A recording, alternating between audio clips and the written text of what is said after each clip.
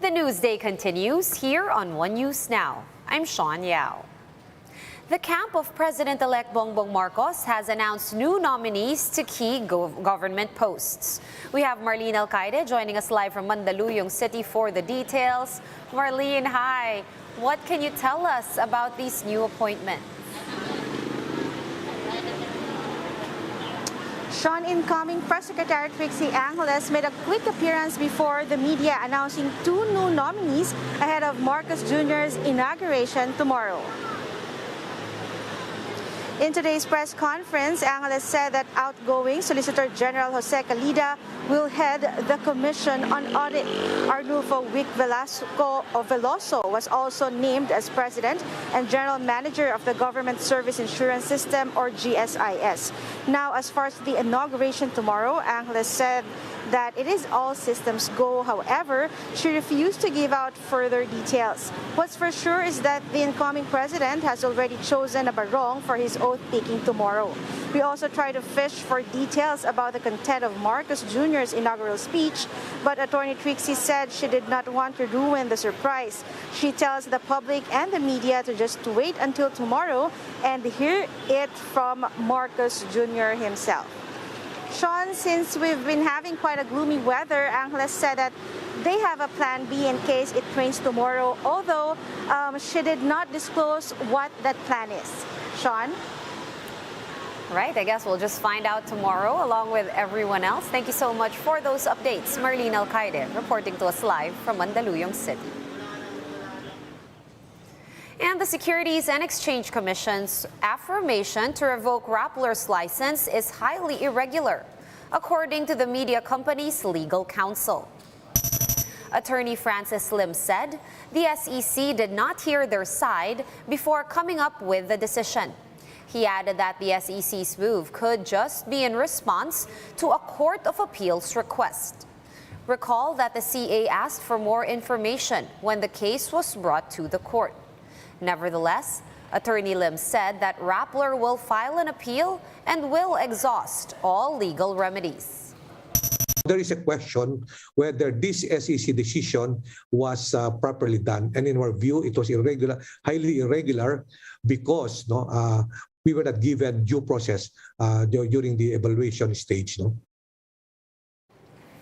The Bureau of Animal Industry has detected inclusion body hepatitis, or IBH, in some chickens, aside from the bird flu.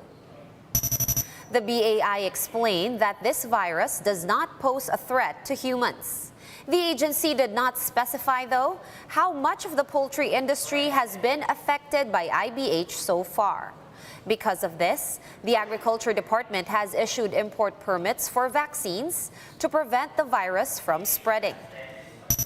We are we are collaborating with the private sector, with the poultry sector, at ito yung mga hinihiling nila sa atin eh. So, and we have evidences provided to us as regards sa IBH. May threat ito kasi mataas din yung kanyang mortality rate, no? So, of course, lahat ng threat that will affect yung figures ng i-harvest natin at saka yung growth ng manok. One News Now will be back with more stories after this quick break. Stay with us. Every presidency is a chance for change. Every inauguration is a moment in history. On June 30, Ferdinand Marcos Jr. will be sworn in as the 17th President of the Republic of the Philippines. The ceremony, the tradition and history, and the changes and challenges facing a Marcos presidency in the next 6 years. Ang panunumpa ng ika-17 Pangulo ng Pilipinas. Live coverage starting 9 a.m. Thursday, June 30. Watch us. One News. All sides. All the time.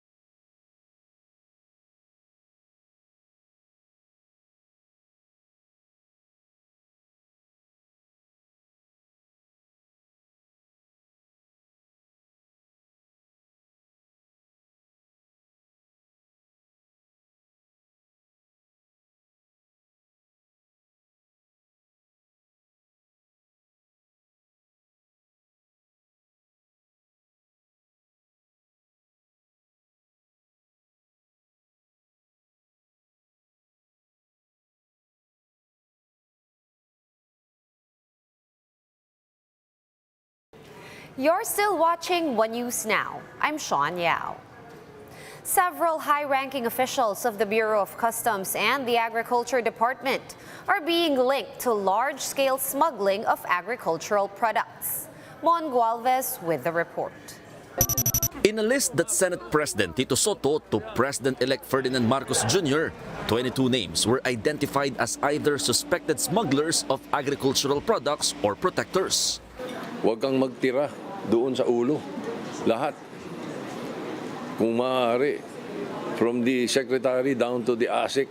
The list included 10 government officials headed by Customs Commissioner Ray Leonardo Guerrero and other high-ranking officials of the Agriculture Department, Plant Industry Bureau, and Bureau of Fisheries and Aquatic Resources. DA Undersecretary Ariel Cayanan was surprised that he got implicated. He claimed that he has been staunchly advocating against smuggling in the agency. Hindi nga pong ipagtanong sa mga magsisibuyas na Nueva Ecija, San Mindoro, ako po ang kanilang takbuhan at kandungan every time po na magkakaproblema po sila. BFAR meanwhile absolved National Director Gongona. The agency said that it was in fact Gongona who instituted reforms against corruption in the agency. Navotas Mayor Toby Chanco also denied being a protector. He clarified that it was he who reported the smuggling and diversion of imported fish to the DA. Aside from the Navotas mayor, also in the list of alleged protectors is a certain Mayor Jun Diamante, who is supposedly in charge of product smuggling in the ports of Davao, Cagayan de Oro, Cebu, and Subic. Also implicated is a certain Jerry Teves, who is allegedly operating other major ports. As for Samang Industriya ng Agrikultura or SINAG, they are not surprised that government officials are among those involved in agri-smuggling. Hindi naman magagawa yan kung wala silang cohort, wala silang kakutsaba sa mga ahensyang to. Malacanang meanwhile said they are one with the Senate in the campaign against corruption. They added that necessary charges have to be filed before the Ombudsman so that the implicated will also be given due process. For News 5, Mon Gualvez, we are One News. Let's now take a quick look at today's other top stories. The National Telecommunications Commission is limiting block time deals for all radio and TV broadcast stations, a move that coincides with reported merger talks between ABS-CBN and TV5. The NTC has restricted the amount of daily airtime that a radio or TV station can sell to block timers to just 50%. The Health Department is urging the Private Hospitals Association of the Philippines, or PHAPI, to coordinate with them regarding healthcare workers' COVID allowances. The DOH said the release of funds for the COVID allowance is being delayed because some private hospitals have yet to submit the necessary requirements. And Pope Francis has congratulated President-elect Bongbong Marcos on winning the elections. Pope Francis also offered prayers for Marcos Jr. as he carries out his duties as Philippine President. For more updates, visit News 5, The Philippine Star, and Business World online. Visit our website, onenews.ph, for more in-depth analysis. You can also catch One News on Signal Play. Register for a free account at www.signalplay.com and stream One News live anytime, anywhere. Masks on, wash hands, and stay safe, Philippines. I am Sean Yao. We are One News.